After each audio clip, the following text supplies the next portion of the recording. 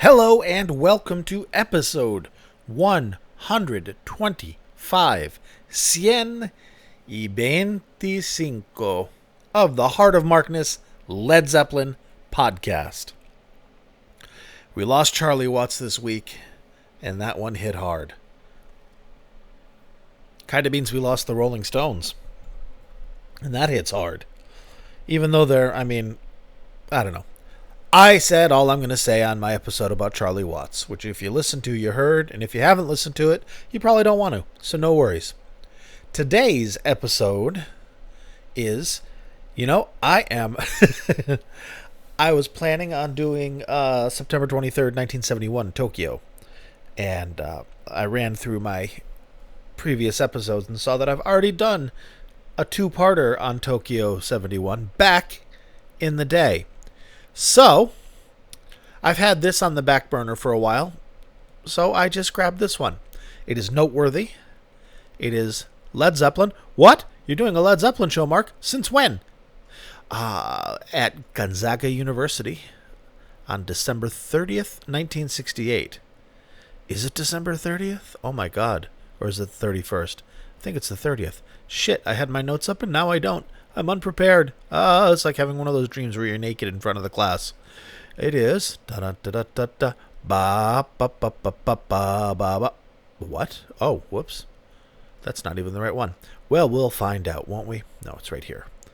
Louis Ray won't steer me wrong. December, he said, buying for time. Here we go. Chapter 1. Scrolling. For the love of Christ, start the chapter. It is, my friends. Oh, Jesus. December 30th, 1968. Gonzaga University. The gymnasium. Hey, is that the name of a really cool student club or perhaps a venue that's just kind of hip and counterculture? Nope. It's the gym. Remember, on December 30th, 1968, Led Zeppelin were literally nobodies. They were driving in a station wagon, according to Hammer of the Gods. Packed in a station wagon, both Robert and Bonzo. It's their first time to America, first time so far away from home. 8 time zones, I think. They're 20 years old. Itty bitty babies on the road, and I think this might have been like their second show in America.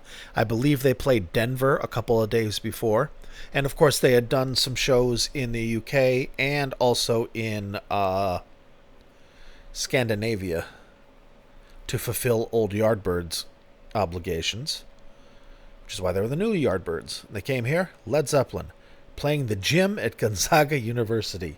The gym, and I've seen a picture of it, and it is a gym, just like high school. Those bleachers that you pull out and they go clunk, clunk, clunk, clunk, clunk like stairs. Yeah, very interesting. This is it. This is brand new, coming to America with nothing, and they just earned every fucking step of the way, because a month from now, December 30th, January 30th, which would have been my first birthday. Also the date of the Beatles rooftop concert. They will be known because they will already have played the Winterland and the Fillmore, I think. Definitely they would have already done their first little run. And a year from now, they're going to be Led Zeppelin. They're going to be on their way to being the biggest band in the world. And 13 months, a year and like 10 days from now, they're playing the Royal Albert Hall in that show you saw on the DVD. They've come a long way, baby, and they earned every step of the way. They knew how to grind. They came to America to work and work hard, and they did. They did 1 trillion tours, starting in a station wagon, ending in a bus and a plane, and then ending up with their own goddamn giant plane with their name on the side. Led Zeppelin. So, first album isn't even out yet. They're just a band. People are just going to see them. And I'm sure, college music kids knew of the Yardbirds and their psychedelic bent and their improvisational bent, having Jeff Beck and then Jimmy Page in the bands. But this was not a hit maker. This was not a big deal. This was like probably something to do on the day before New Year's Eve in Tacoma, Washington. Gonzaga's in Tacoma, isn't it? Spokane. I'm sorry, it's in Spokane. I apologize. So, little college town in the dead of winter, going to see Led Zeppelin, and they opened with Train Kept a Rollin'. Now, to my knowledge, there is only one extant recording. This is the first live recording that we have of Led Zeppelin. Certainly there are more. Certainly the band made tapes to just hear themselves, you know. But this is all that is out in the trading circles and all that has been out forever. The only 1968 gig we have. And it is, just imagine it. These are young men, babies. Like I said, two of them, Robert and Bonzo, are 20 years old. Jimmy is 24. Jonesy is 22. I work with a 24-year-old, and I work with a 22-year-old. Competent, but itty-bitty babies out on the road like this. Holy shit. Sharing a car with Richard Cole. Probably Peter Grant, too. And I believe it was a station wagon, because I think they played Portland as well. And then up from Denver to Portland and then down to California. And I guess it was no fun. This is the grind. This is the not sexy part. This is not,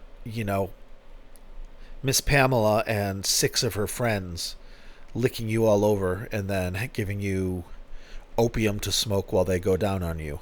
This is play your gig,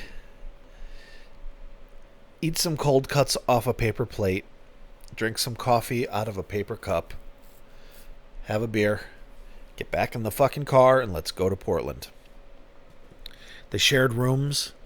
Stephen Davis said that Robert and Bonzo shared rooms and shared a bed because they were so scared.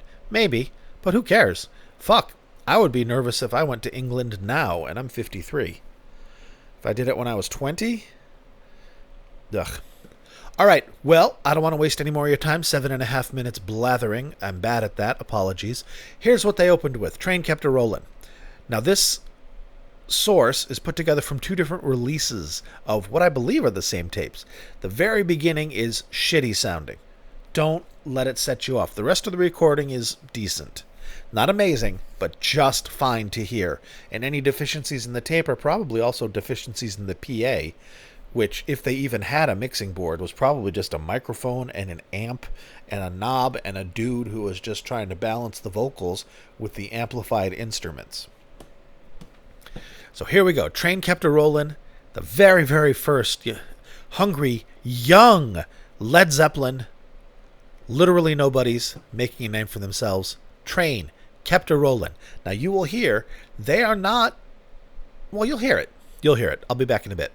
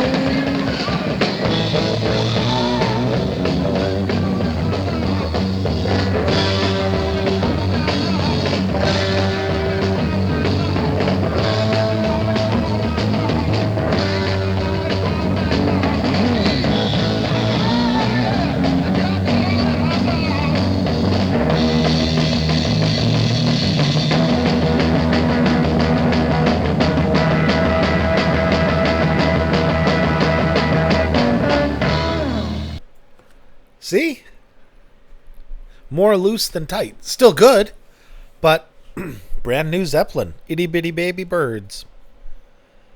Man, can you imagine?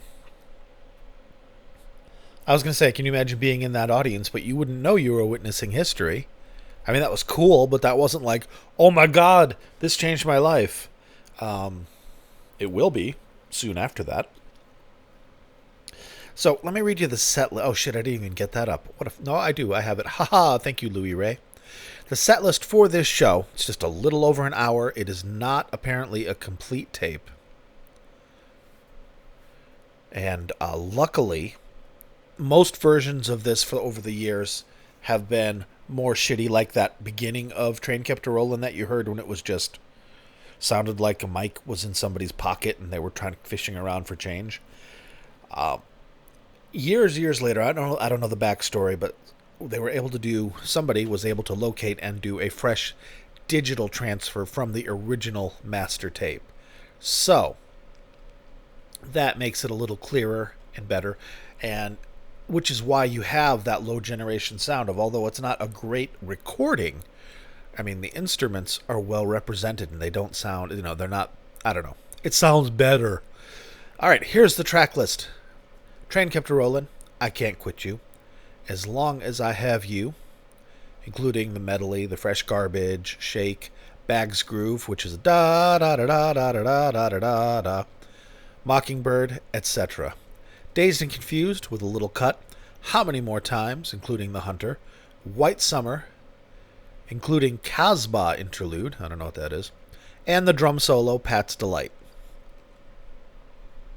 We are now going to hear As Long as I Have You, Garnet Mim's song with a million other songs in there. Became the thing of legend when they finally got to the Fillmore in April 26th, 27th. A mere, 4 months from now. But it's wild. They're wild. They're almost out of control. And just lightning in a bottle.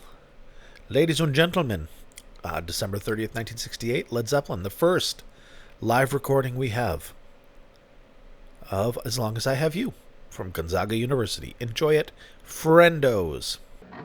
Sing. Can you hear that echo? Sing by Garnet Mims, of all people, called As Long as I Have You.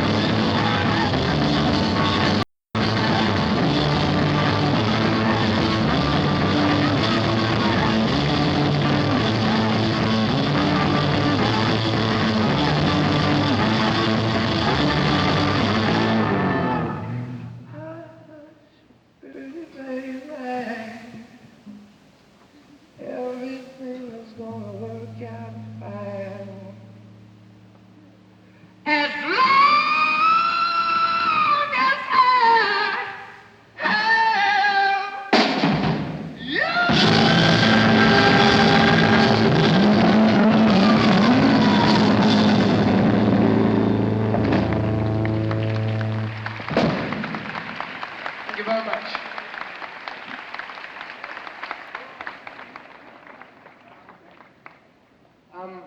Let's see, we're all dying. I didn't know you got flu and things here, but we're carrying on regardless. We're all dying. Jesus, Robert. I'm sure it's not a good time. Freezing, driving in those cars, being uncomfortable, and then, you know the boy didn't dress for winter. But, nonetheless, that was awesome. Now, had you seen that, you'd be like, holy fuck. And even then, it wasn't that long, like 9 minutes or something. Very, very nice. Tight, tasty, and boy, I think the people at this show, that was the third track, were finally like, holy shit. Not finally, but like, we're like, wow, this is pretty amazing. Groovy, man. There are some dropouts. There's some problems with the tapes. There's some problems with the PA. There's some problems with the equipment. You know, they're not rich yet. So they don't have backups. They don't have the PA. I mean, I believe in some venues they just had to use the house PA.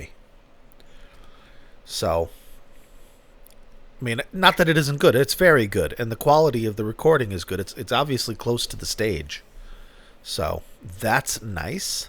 I don't know if it was reel-to-reel or cassette. I don't know. Yeah, I don't know much about it. But in any case, little baby Led Zeppelin taking their first steps in America, and the balls. I believe they were opening for Vanilla Fudge. I don't know if they were doing it at this gig if Vanilla Fudge then played, because from what I've seen, what I recall of the photographs from this date, it didn't look like another set was set up, and it looked like they were literally just a band playing the gym. I don't know. I'm going to look into that while you listen to How Many More Times Well You treat me the way that you want to do. But first, the spiel. You can find me on Twitter and Facebook and YouTube under the nom de plume Heart of Markness. There's a Facebook group that I would love for you to be part of. The group of about 150 or so folks who like the podcast, like Led Zeppelin, like live music, like classic rock. And, I have not discovered an asshole among them. Not saying they don't have assholes, but I'm saying they aren't assholes. So it's a good place to hang out if you want. If you have questions like, hey, what does Zoso mean? Or anything. You are welcome to join.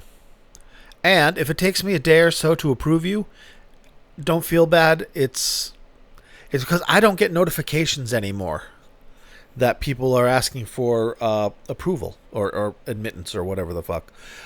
So when I pop into Heart of Markness, I check, and it may be a day or two, and then I see it's like, oh shit, someone's been waiting. And of course, you're approved unless you're like, hello, darling, I love rock and roll. Perhaps you give me your credit card number so I know I can trust you with my heart and love.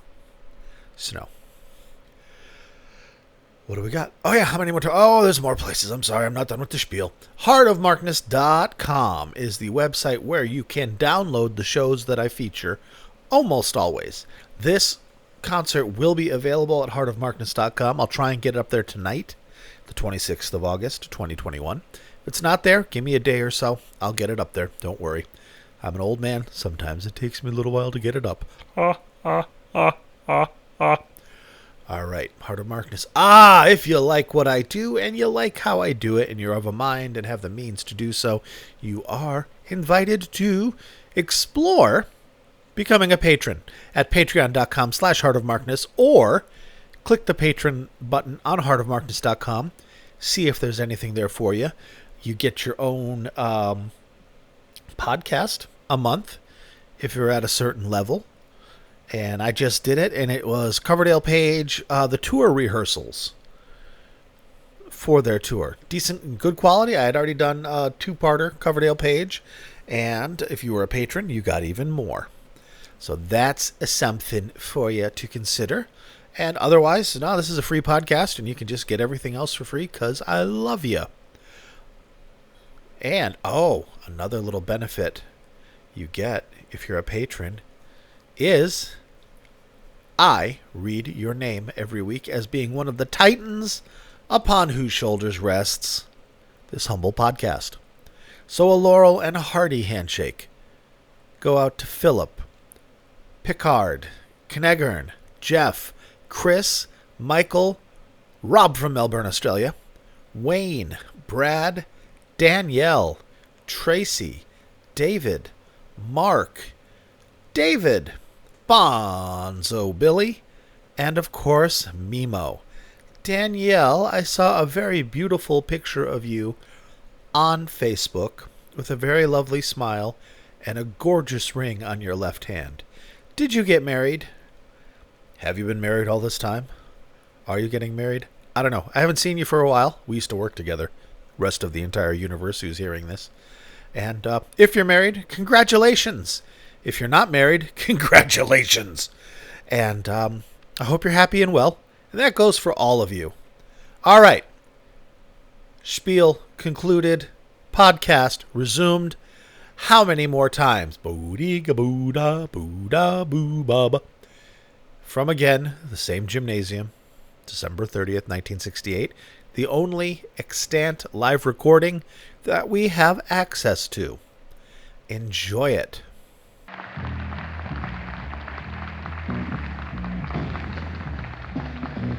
Jimmy Page. Jimmy Page there.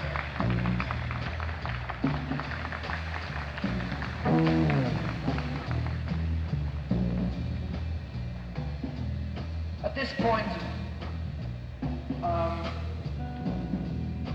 although it's not the end of the show completely, I'm going to introduce the group to you.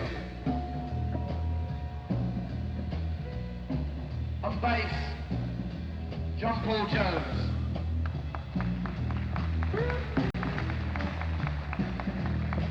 On drums, John Bonham. Jimmy Page, lead guitar. Myself, Robert Platt.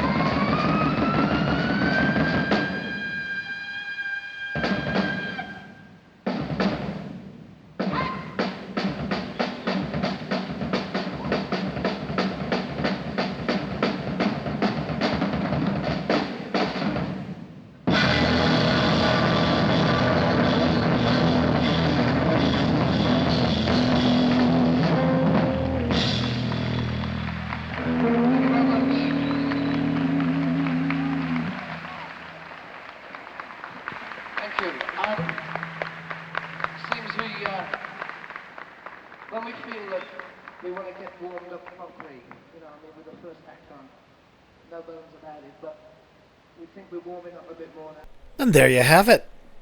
The only 1968 Led Zeppelin show that's out in the wild. You hear how they're clapping? There's not a lot of folks clapping, because there's probably not a lot of folks there. But they got into it. They won them over. People at that concert are Led Zeppelin fans now. Even though the album's not out. When it's out in the next month, it's going to be bought, and they're going to be like, I saw these guys. They're fucking great. And the word of mouth goes around, so next time they come around and go, holy shit, Zeppelin's playing in Seattle. Zeppelin's playing in Portland. Zeppelin's playing in Salem, Oregon. They'll go and they'll see them, and the rest is history. They did it right. You grind until you make it. And as they did that, they refined their stage act, they refined their chemistry together, they refined the performance of their songs, worked out the things that worked, changed the things that didn't, and then boom, you've got Led Zeppelin. Holy mackerel. I hope you enjoyed this. I enjoyed this. I will be back this weekend, probably, with a classic rock episode again. I don't know what it's going to be. Lots of folks are clamoring for Radiohead now that I've done Radiohead, but I'm not going to do it 2 weeks in a row, but I will do more. Because I have access to a shit ton of shows that I had ripped and downloaded and ripped for my ex-wife. She still has them, and I will have access to them. And you'll hear more Radiohead, but not this weekend. Who knows what it's going to be? Maybe the Stones in honor of Charlie? Although I've done that. I don't know. We'll have to see. And if I don't, for some reason, do a podcast this weekend, if I'm still around and kicking, I will do another Led Zeppelin on Thursday. Thursdays is when you get Led Zeppelins. Weekends are when you get the bonus wildcard stuff. So, speaking of bonus wildcards, I have Diamanda Galas and John Paul Jones. That's as wild card as it gets. Jonesy, God bless him. Fearless. All right, friends, please be good to yourselves and each other, and I hope you all have a wonderful week.